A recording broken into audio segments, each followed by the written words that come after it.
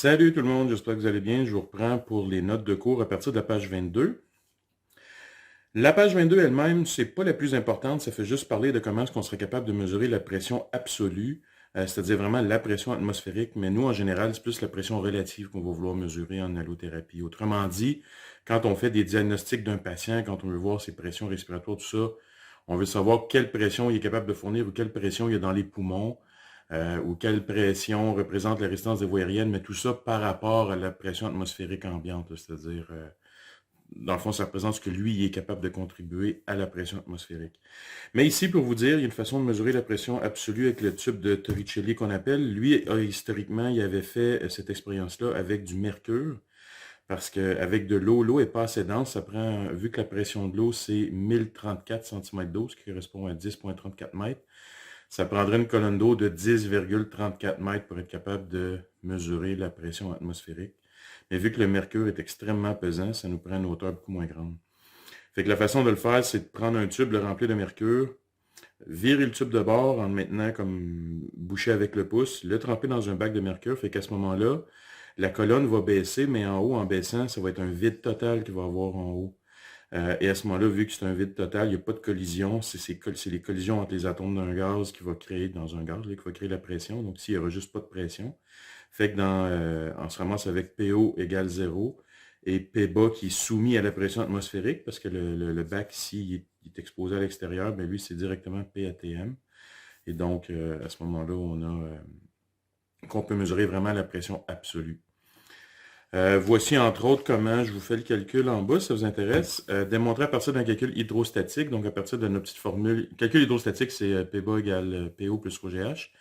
Que si la pression atmosphérique est de 101,3 kPa une journée, la hauteur de la colonne de mercure va être de 760 mm de mercure. Donc, autrement dit, on veut démontrer l'équivalence entre 101,3 kPa et 760 mm de mercure. Pour ça, on a besoin de la masse volumique du mercure que je vous indique ici. Donc ici, si on a donc PO qui est 0. C'est ce qu'on avait dit juste avant. Ensuite, on a P bas qui est la pression atmosphérique, 101,3 kPa, donc 101 300 pascal. N'oubliez pas de vous mettre en unité du SI pour faire des formules comme ça. Ensuite, la masse volumique, il faut la mettre en kilogrammes par mètre cube. Vous, on vous l'avait donné en kilogrammes par décimètre cube. Décimètre à mètre, c'est un facteur 10, mais vu qu'on a un cube, il faut le faire 3 fois, donc ça revient à multiplier par 1000. Je ne fais pas le calcul. Comme je dis, les conversions d'unités, là, je m'attends à ce que vous soyez vraiment toutes corrects avec ça. Et finalement, le G, c'est le 9,8 que vous avez dans votre feuille de formule. Donc, quand on fait le calcul, on met les chiffres qu'on a dessus. J'ai écrit des données à gauche, une bonne façon de partir un problème. On écrit ce qu'on a comme information. La seule inconnue qu'on a, c'est H, la hauteur. Et quand on fait le calcul, on obtient que la hauteur, c'est 0,76 mètres, ce qui est 760 mm de mercure.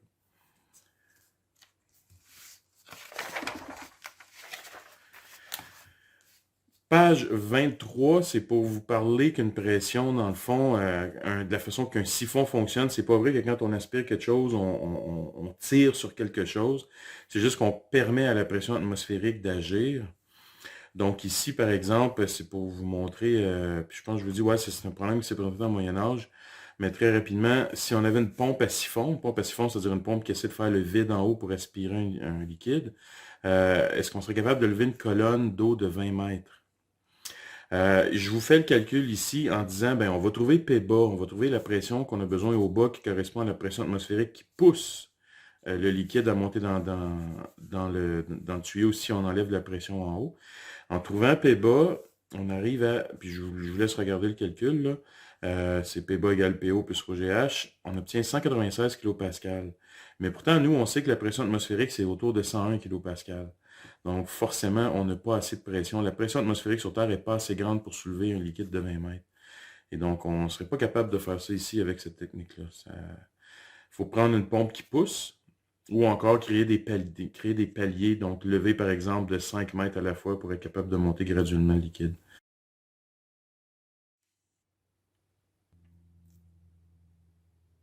Juste mentionner rapidement que le problème de la page 23, on aurait pu le faire aussi juste à partir d'une conversion d'unité.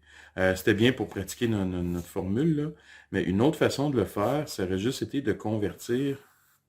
Ben, en fait, on peut même aller très très vite. 20 mètres d'eau, on sait que ça correspond à 2000 une pression de 2000 cm d'eau. Et 2000 cm d'eau, ben forcément, c'est plus grand que 1034 cm d'eau qui est la pression atmosphérique. C'est-à-dire qu'on peut travailler directement ici à partir des centimètres d'eau. Donc, 2000 cm d'eau, c'est plus grand que la pression atmosphérique qui est 1034 cm d'eau. Et à ce moment-là, c'est une autre façon de faire le raisonnement ici. Là.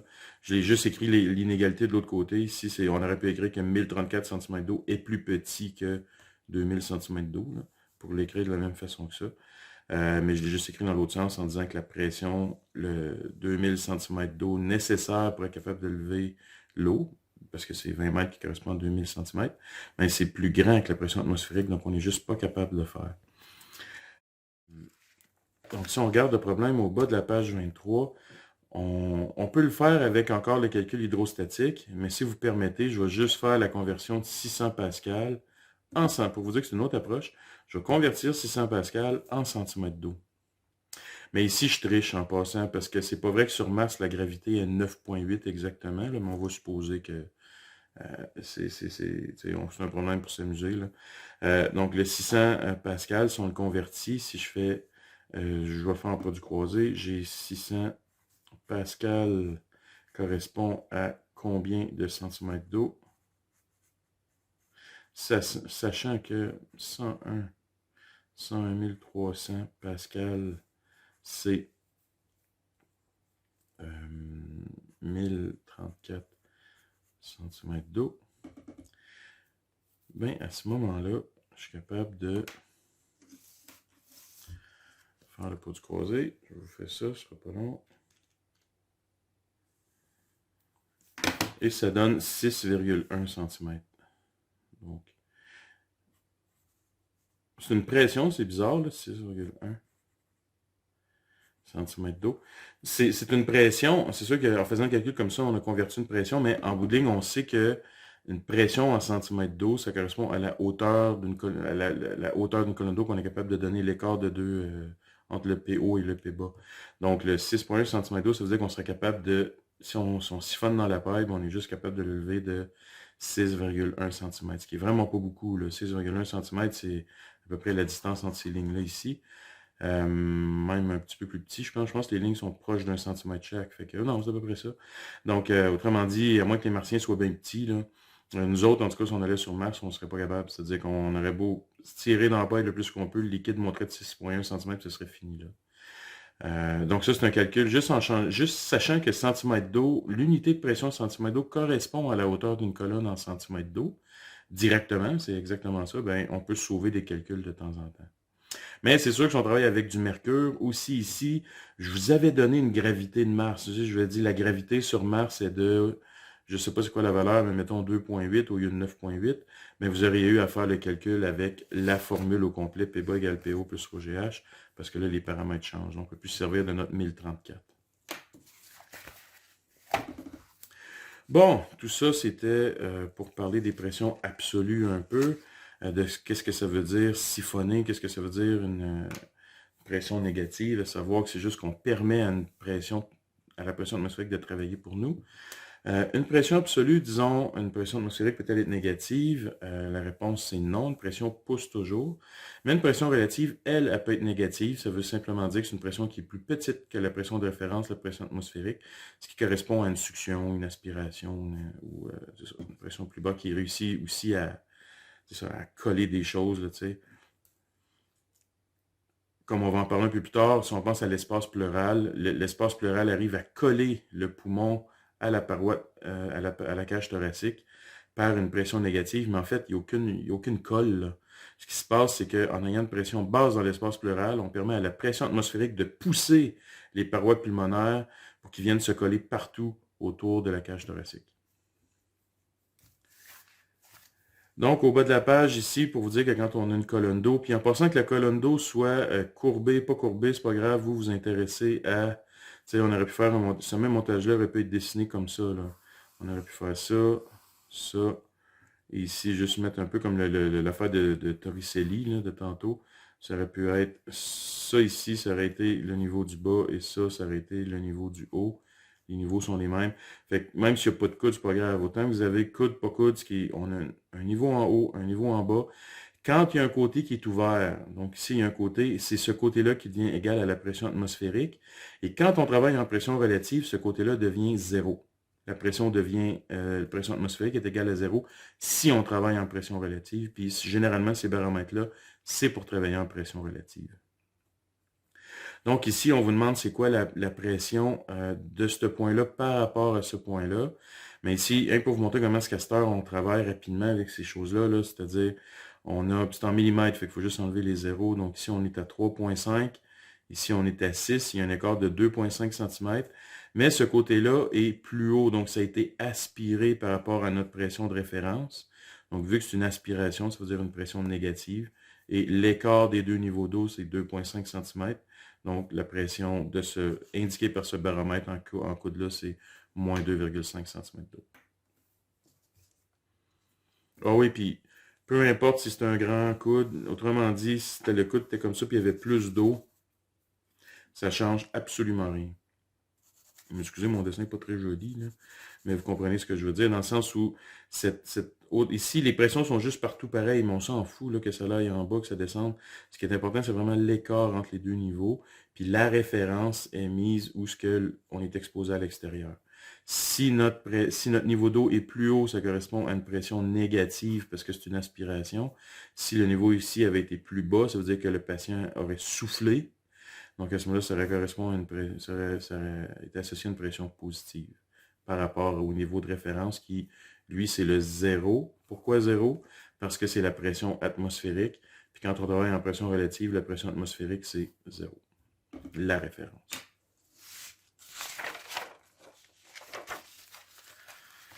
Maintenant, page 25, 26 et je pense aussi 27, ces pages-là, je les laisse les lire par vous-même. Ça parle un peu on commence à parler de mécanique respiratoire tranquillement. Dans le fond, il y a une section du cours qui est là-dessus, donc ça, c'est un petit peu pour l'introduire. Sachez que les pressions qui vont être relatives, qu'on va traiter quand on va parler des poumons, ça va être pression PB. Le B, c'est cute parce qu'il joue deux rôles. Et on peut parler de pression barométrique, mais aussi la pression à la bouche. Mais le B est pour bouche. Dans le cas d'une ventilation, ce ne serait pas une pression atmosphérique ici. Mais dans une situation normale, cette pression-là est la pression atmosphérique. PA, c'est la pression alvéolaire. PPL, c'est la pression de l'espace pleural. Donc ici, on parle un petit peu de comment, justement, ce que je vous disais tantôt, à savoir que l'espace pleural se trouve à créer une fusion entre le poumon et la cage thoracique. Et je vous parle finalement, page 27. Je vais vite là, parce que ça va être à vous à lire par vous-même. Je vous parle encore là, un schéma de poumon. Sachez que dans tous les schémas pulmonaires qu'on va faire et dans la littérature de l'héliothérapie, quand on vous indique les pressions comme ça autour de poumons, autour de schémas de poumons, sont toujours en centimètres d'eau, à moins d'avis contraire. En tout cas, moi, c'est comme ça que je vais fonctionner dans le cours. Là. Je ne fais peut-être pas une généralité, mais j'ai regardé quelques manuels d'Inalo, puis c'est comme ça que ils étaient tous sous cette forme-là. D'ailleurs, ça a été tiré d'un livre, là, regardez. Donc, ces pressions-là sont en centimètres d'eau et sont relatives, forcément. Donc, ouais. Et là, je vous parle de l'image d'un pneumothorax. Ce que c'est, comme c'est un problème assez grave. Là, ça se trouve être justement votre espace pleural qui se trouve à être compromis, là, qui est percé. Mais c'est tout. La prochaine vidéo que je vais vous faire, ça c'était le laboratoire sur les pressions barométriques. Je vous revois bientôt pour une prochaine vidéo sur l'élasticité. Merci.